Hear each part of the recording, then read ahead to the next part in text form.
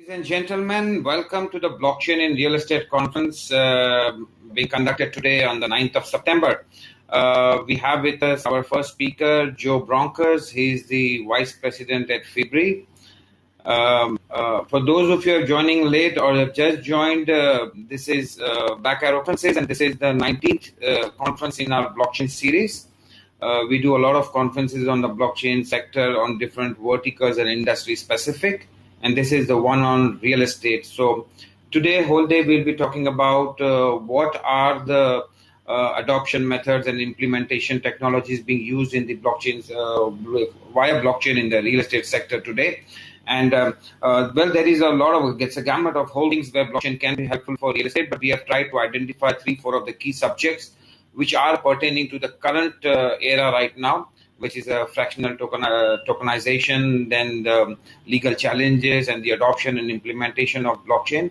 So we have varied speakers from about 18 countries today participating on this. And to kickstart the whole program, we have with us now Joe Bronckers of FIBREE. Joe Bronckers is the co-founder and vice president of FIBREE, the Foundation for International Blockchain and Real Estate Expertise. He has an extensive background in real estate where he held different positions at various Dutch institutional real estate investment organizations, asset managers and banks, including FGH Bank, Rabobank, DLL, IVBN, and Vesteda. The last years, he is advisor to different startups that are developing products at the intersection of real estate and technology. So without further ado, I would like to hand over the stage to Joe. Joe, the stage is yours. The audience has already started pouring in, so you can start your session. Thank you. All the best. Yeah, thank you, Mr. Patel, and good afternoon, everybody. Good morning, good evening from all over the world. You're joining this session. I'm going to share my screen with you, and I'm going to present the state of blockchain.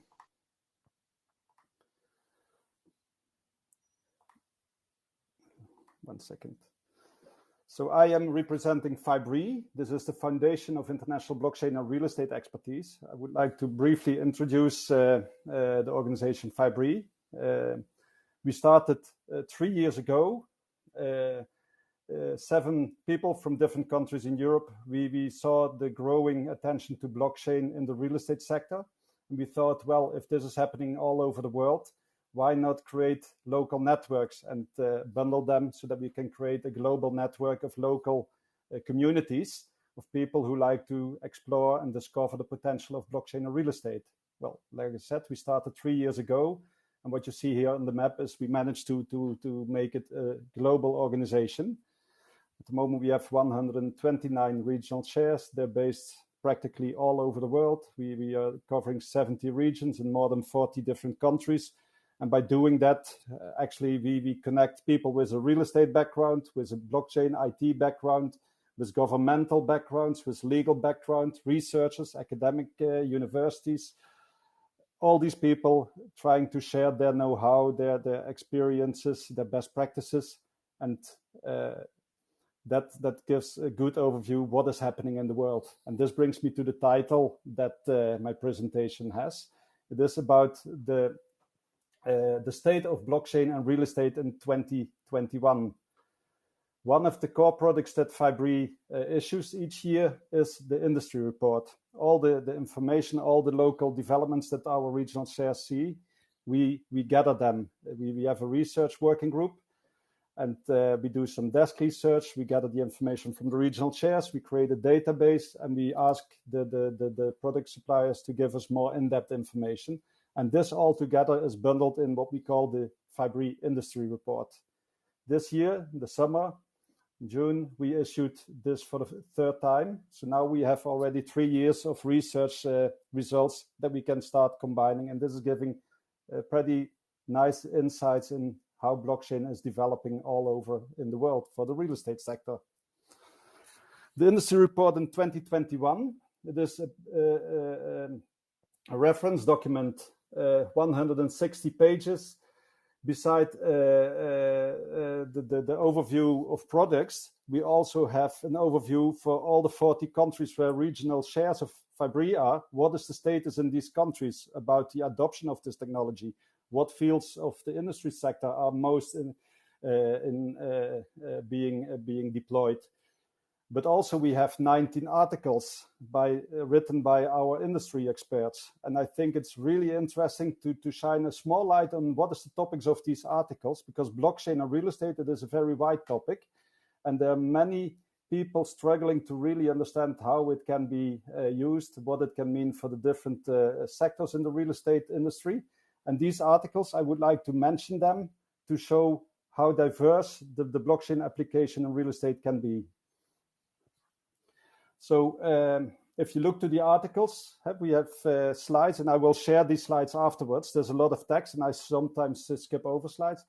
But you can have these slides afterwards, and then you can read everything in your own way. The first article that I want to highlight is written by Aneta Proskurowska. She's a PhD, and she has been looking to how can blockchain be deployed in land title registry. What are the different systems that we have in the world? Which ones are suitable for blockchain application? And she took a closer look to the case in Sweden. Another article that is really interesting is the FIBREE tokenization challenge. How can people in the world who are interested in tokenizing real estate, how can they participate in a challenge? What are the goals, and what is happening? This is a running project, and FIBREE is very much involved in trying to enable tokenization in the world. A third, the power of ownership. How can we, with NFTs, create unique networks? A case study presented by Irina Karagior. This is a very interesting one. How can transparency be created in real estate, and how can distributed ledger technology help for ESG goals and being more transparent? A tax credit blockchain-based solution. In Italy, there's the government who want to benefit people who want to make their buildings more sustainable. And there are some ideas how blockchain-based solutions can help to that. The centralization of data in real estate and the role of authority in blockchain. This is more a visionary article that describes how interoperable networks can be created and how data can be better governed so that all stakeholders can better have access and control of their data.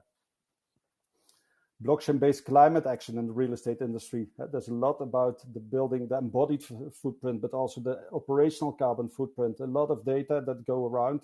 How can we create better insights? Because the impact of real estate on climate is so big. Buying real estate with cryptocurrencies, tokenization, crowdfunding, comparing the differences between crowdfunding and tokenization. What are the alternatives? How can this is an interesting one. At FIBREE, we have academic board. We connect all the academics in the world, and with this academic researchers, PhDs and professors and research institutes, we create an overview. What are the research programs that we have? And this article tells a little bit about that. What is the leading research in blockchain and real estate around the world? Then we have one from Portugal. How is the land title, how can this be made future-proof, more digital land title registry in a already quite well-developed country? Then we have the FinTech Navigator. This is somehow an assessment to show what is the status of a country in adopting FinTechnology that can be, for example, deployed for blockchain tokenization. Another one, this is describing what we as FIBREE, we are a worldwide organization with a lot of know-how, and we think this know-how, this is one of our aims with FIBREE, to also connect people who have demand, who want to explore how they can start their tokenization projects, or if they have any questions about it. And we think the know-how that we have in our network, we can make that available for people, for the market who want to explore this. So FIBREE describes in this article that consultancy services can be a next step for creating value with our worldwide network of experts in this field. NFTs, the non-fungible tokens, and real estate. How can they be implemented? Digital assets. This is more from the legal background. What are the legal complaints, the legal challenges, and the legal opportunities for creating digital assets? I think today we will also have some presentations about this. Real estate tokenization on a bridge to DeFi, decentralized finance. What are the expectations in this field? All these kinds of topics, they're written down in articles that I think are top-notch in the world. But what I want to present today is the state of blockchain and real estate. As I said, we have a database, and we do this database research every year again. And in the next slides, I will present the findings of last research. If you look, what are the number of blockchain and real estate products that we found in the world? You saw that in 2019, the first time when we issued this report, we found with our working group 500 different products all over in the world, only focusing on blockchain application for real estate processes. The year after, in 2020, it decreased up to 300. And what we see in 2021, it is taking up again. Perhaps this is interesting to see from another perspective. And I expect that most of you will recognize the Gartner hype cycle, where you have this peak of inflated expectations and the true disillusionment for new technologies.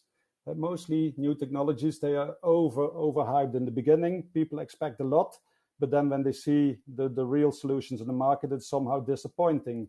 And then the interest is falling down. And then you enter the true disillusionment. And on the moment that you think we've had everything, then slowly the real potential starts dawning. And if you look to this figure on the right side, I think if you compare this with this Gartner hype cycle, that perhaps we may say that at the moment, worldwide, blockchain and real estate has just gone through this true of disillusionment. I think this is a very positive outlook, because that means that from now on, we can only expect more to come to the market. But I think we also need to be realistic and say that there's a lot that still needs to be developed, and there's a lot of education still needed for real large market take-up. But the positive perspective is it is happening. And the big question, of course, then is, where is it happening? So we also look to what are the geographical regions where all these products are coming from. On the left side, you see from which continents. And there you see that Europe, North America, Asia Pacific, those are the main regions where Middle East and Africa and Latin America have fewer products. But it doesn't mean that there's fewer attention. We see, for example, Latin America is at the moment very fast increasing. If you compare the 3 years, then it is becoming clear that in the beginning we had many products in Europe. It fell down, but it stays somehow in a low level. If we go, for example, to Asia Pacific, where India, for example, is part of, then we saw we had a large number in 2019. It fell down, but also the take up again last year has been great. The same as what we see in North America. So we see somehow a geographical shift. It's going less in Europe, and it's being more in North America and Asia Pacific. If we go to the next slide, we even go one level deeper. What are then the leading countries in the world on blockchain and real estate? And we found out that USA, like we also found out in the previous two rounds, is the country with 108 products that is still the leading, and by far. UK also every year in the second place. But then we see, for example, Australia. Australia was 3 years ago on the 7th place. It is now the number 3 on the position. And every year we see the increase. The same goes for Canada. And it somehow fell down, but we see a stable growth of the number of products. Well, other countries, for example, where I come from, the Netherlands, almost at the bottom. This is a typical country that was one of the leading countries in the beginning. They had, I think it was number 5 position in 2019. but every year again, then it lost some place to other countries.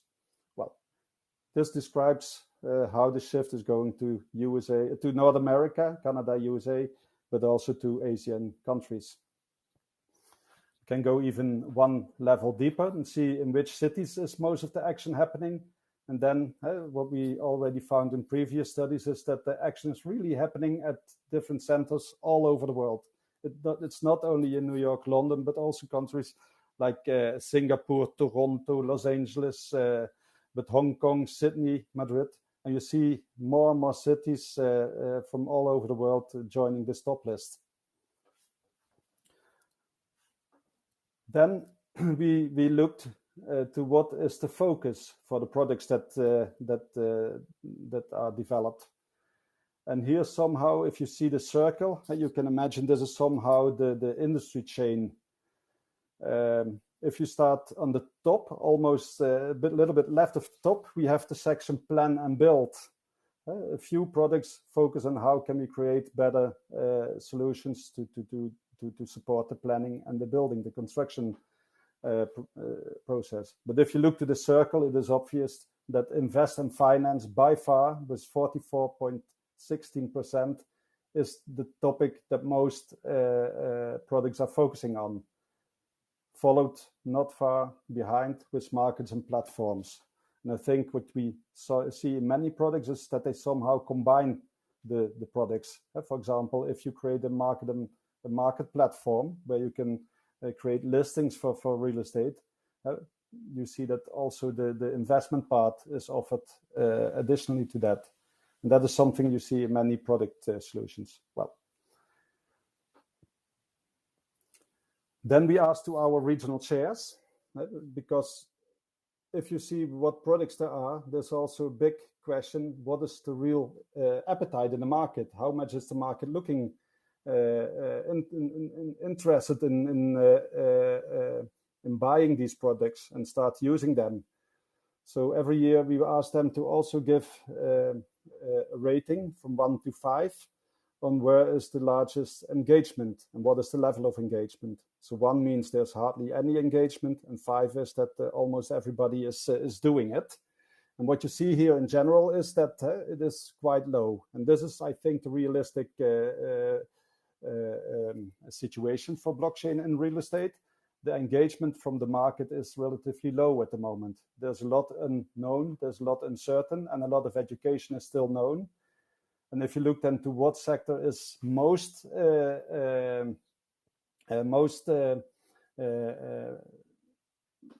interest in, then again you see that invest in finance, but also research and evaluate. Those are the sectors that we have the largest engagement. Another thing that we researched, if a product is developed, where did the initiative come from? Did it come from a blockchain or IT company, or did it come from a real estate company?